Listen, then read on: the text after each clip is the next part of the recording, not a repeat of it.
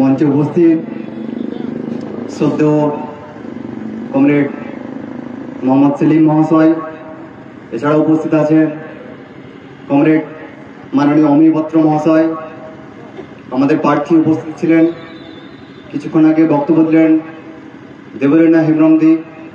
এছাড়া উপস্থিত আছেন আমাদের এই বাঁকুড়া জেলা ইন্ডিয়ান সেকুলার ফ্রন্টের নেতৃত্ব বিপ্লব দা, এছাড়া সিমলাপাল ব্লকের আইএসএফ এর নেতৃত্ব, এছাড়া সকল জনসাধারণ আপনারা আজকে উপস্থিত হয়েছেন। এই আগামী 13ই নির্বাচন, যে উপনির্বাচন, এই উপনির্বাচন কেন হচ্ছে? এর আগে এখানে বিধায়ক ছিল, তৃণমূল কোনো এমপি ক্যান্ডিডেট খুঁজে পায়নি, সেই কারণে ওই বিধায়ককে বাঁকুড়ায় এমপি ক্যান্ডিডেট করেছে। সেই কারণে আরও এই মানুষের ট্যাক্সের টাকায় আরও ভোট করতে হচ্ছে, নাহলে আজকে এই নির্বাচনে ভোট করতে হতো না। তো আমরা স্পষ্ট দাবি করছি, এই আগামী 13ই নির্বাচন 6 জায়গায় প্রার্থী আছে আমাদের ইন্ডিয়ান সেকুলার ফ্রন্ট এবং বাম ঐক্য জোটে। একদিকে হাড়োয়াতে প্রার্থী আছেন আমাদের আইনজীবী অ্যাডভোকেট পিয়ারুল ইসলাম, সেখানে বামপন্থী এবং ইন্ডিয়ান সেকুলার ফ্রন্টের ঐক্যবদ্ধভাবে তারা লড়াই করছেন, প্রত্যেকটা বুথে বুথে আমাদের কর্মীরা যাচ্ছেন।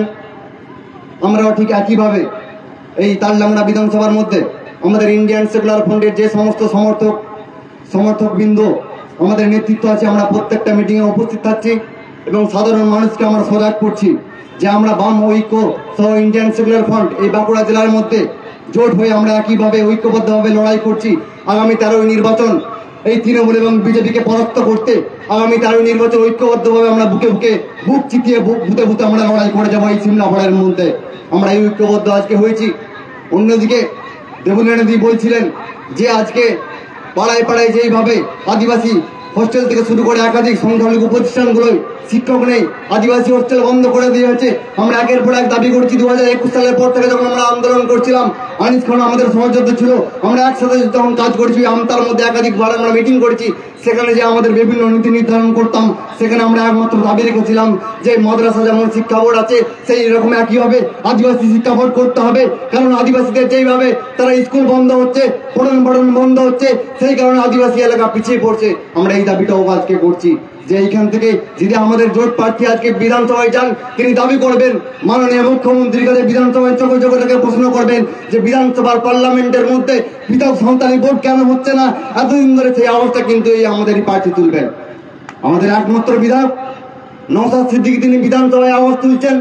সংখ্যালঘু যেভাবে আপনার টাকা বরাদ্দ হচ্ছে, আলিয়া বিশ্ববিদ্যালয় সহ শুরু করে একাধিক জায়গায় টাকা বরাদ্দ হচ্ছে, এবিপি আনন্দ ফোকাস করছেন 400 কোটি টাকা বরাদ্দ করা হলো সংখ্যালঘু খাতে, কোনো খরচা করছে না। আমি আলিয়ায় 2023-এ পাস আউট করেছি, আমি আলিয়ায় ছাত্র ছিলাম, সেখানে আমরা একাধিকবার মহাকারণ অভিযান করেছি, আন্দোলন করেছি। সংখ্যালঘু মন্ত্রীর মুখে কুলুপ, বলছে কিচ্ছু করতে পারবো না, আমার হাতে কোনো কিছু নেই, যা করবেন আপনার নবান্ন থেকে।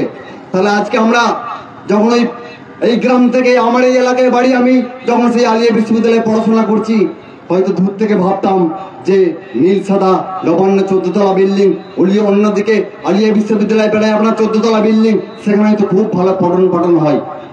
এখানে সেখানে ইন্টারনেটে কানেকশন নেই, লাইব্রেরিতে বই নেই, আমরা এইরকম সমস্যায় পড়েছি।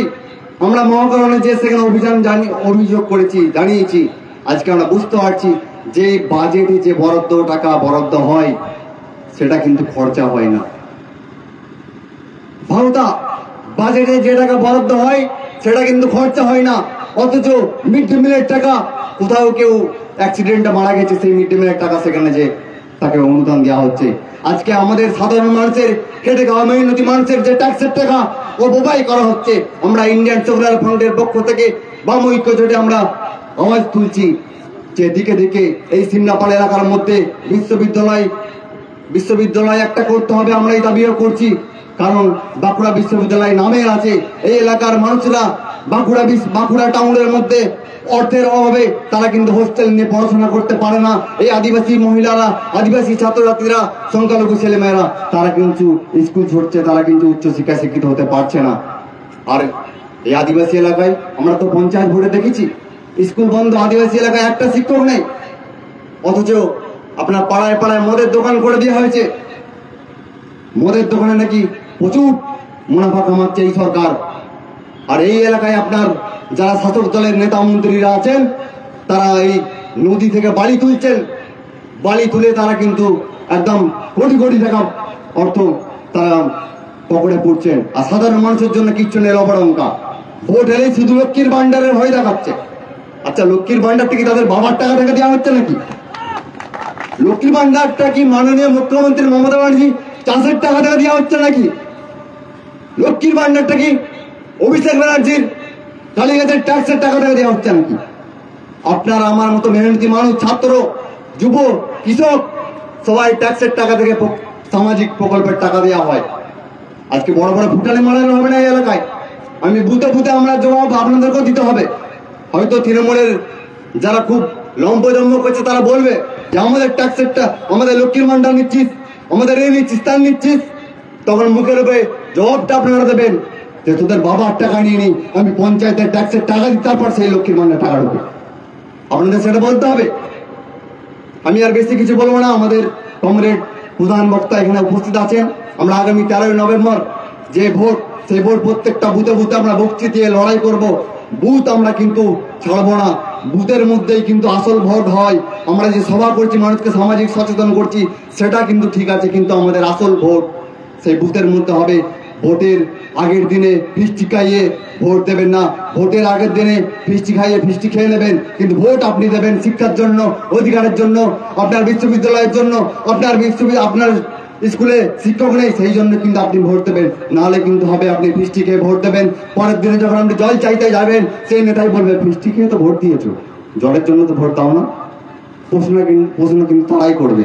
তাই সামাজিক সচেতন বন্ধুরা, আপনারা যারা এখানে এসেছেন, আপনারা ঐক্যবদ্ধভাবে আগামী 13 নভেম্বর আমাদের দেবকান্তি মহান্তি ইন্ডিয়ান সেকুলার ফ্রন্ট তথা বামফ্রন্টের মহান্তি পার্টি, আপনারা এই কাস্তে হাতুড়ি তারা চিহ্নে ভোট দিয়ে বিপুল ভোটে জয়যুক্ত করবেন। আমার সাথে একবার বলবেন, চুপচাপ কাস্তে হাতুড়ি চিহ্নে ছাপ, চুপচাপ চুপচাপ।